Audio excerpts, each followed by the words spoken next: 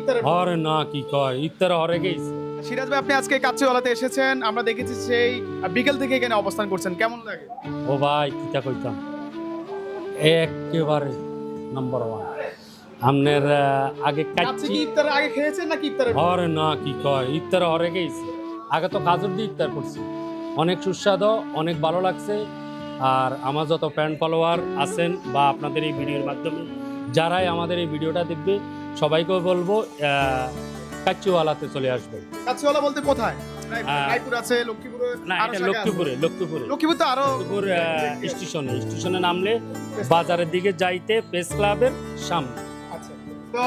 তো সিরাজ ভাই কাচ্চিওয়ালার রিভিউ দিয়েছে এবং আমরা দেখেছি যে উনি বিকেল থেকে এখানে ছিলেন এবং ইফতারের পরও সম্ভবত আরেকবার খাবারের চিন্তা ভাবনা করছেন সম্ভবত। যদি দেয় আর কি। টাকা কি লাগে?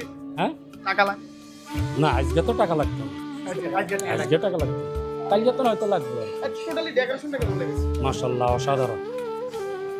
লক্ষ্মীপুর কাচ্চিওয়ালা আজকে উদ্বোধন হয়েছে। এখানে আসলে আজকে অতিথিরা এসেছেন বিভিন্ন জায়গা থেকে, গণ্যমান্য ব্যক্তিবর্গরা এসেছেন।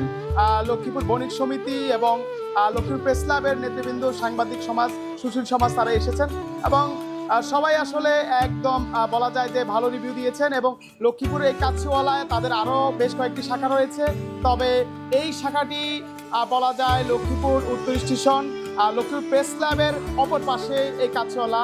তো আর দেরি না করে আপনারা চলে আসুন। ধন্যবাদ।